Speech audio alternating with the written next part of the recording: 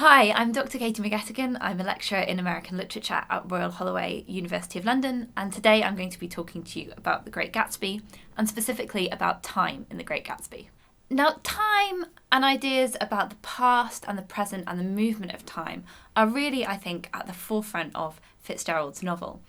Gatsby, as you'll all know, wants his big desire is to repeat the past, to get back to his relationship with Daisy that he had to give up 5 years before the events of the novel takes place. And we see that kind of moment in which Gatsby wants to repeat the past kind of made manifest his desire to stop time from moving forward. In the scene in which he and Daisy finally, after that long separation, meet in Nick's house, and Gatsby's leaning against the mantelpiece, and he leans back against Nick's clock, and it's a clock that's actually stopped working, so it's time that's actually stopped moving forward, and he leans back against it to the extent that the clock falls off the mantelpiece, and he catches it, so it doesn't break. But the weird thing is that Gatsby apologises, and Nick says that they're all acting, everyone in the room is acting as though the clock had in fact broken, as though time had apparently stopped. So I think this is one of those moments where what the characters desire is in tension with what's actually happening. Gatsby wants the clock to have broken. He wants time to be obliterated altogether, but of course it hasn't. Time keeps moving forwards. Now, there are so many references to time in The Great Gatsby. Sarah Churchwell, who's a literary critic, she's actually counted them, and she's counted over 500 references to time in The Great Gatsby. And if you read, you'll notice that events are often very, very specifically placed in time. They happen at things like 10 minutes to 4 or 5 past 2. And I think this is partly to do with the novel itself being very specifically placed in time. The novel happens, it's set in the summer of 1922. We know that Nick is writing it in 1923 and it was published in 1925. So it's very much, in some ways, situated in a very specific moment, as well as the references to time.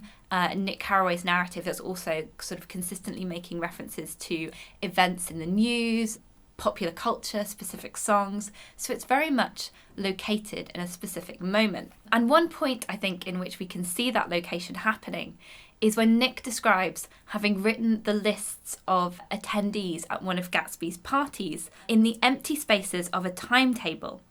He says, "It is an old timetable now, disintegrating at its folds and headed, 'This schedule in effect, July 5th, 1922.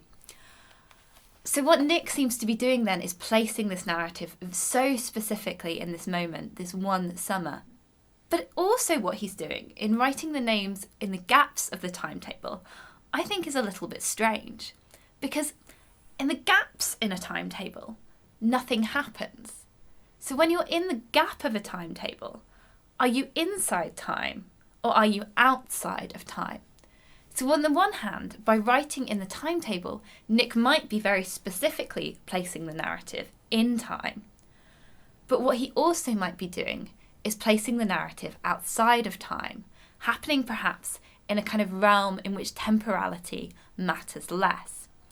And I think this is important when we think about the ending of the novel.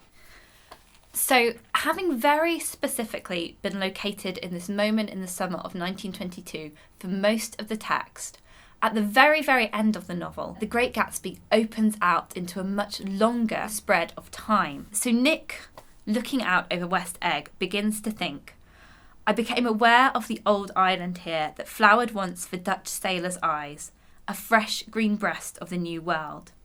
Its vanished trees, the trees that had made way for Gatsby's house, had once pandered in whispers to the last and greatest of all human dreams." So in this moment, that kind of very short space of time, the summer of 1922, opens out into the whole of American history so far. The span of the novel suddenly encompasses hundreds of years. And even more so, I think, it perhaps opens out to become outside of time altogether. We move, rather than in human time, into some kind of mode of the aesthetic, in which time seems suspended, in which time doesn't seem to pass at all. Gatsby believed in the green light, the orgiastic future that year by year recedes before us.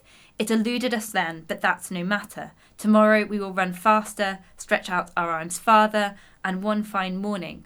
This idea that what happens then at the very end is almost a suspension of time altogether, the suspension perhaps that Gatsby has desired all along. And I think we can see that kind of collapse of whether we are in a very specific moment in the past or in a kind of odd moment that seems to exist outside of time and almost forever in the novel's final sentence. So we beat on, boats against the current, borne back ceaselessly into the past. And the strange thing about that verb in the sentence, so we beat on, is that we can't really tell if that verb is in the past tense or the present tense. Have we stopped beating? Have we left this novel behind in 1922? Or do we continue to do so? Is this a kind of present that's just going to repeat itself over and over again to the extent that it comes outside of time? And I think these ideas about time are also important for a different reason, because I think they affect the way that we read the whole of The Great Gatsby. Do we read The Great Gatsby as a novel about a very specific historical moment?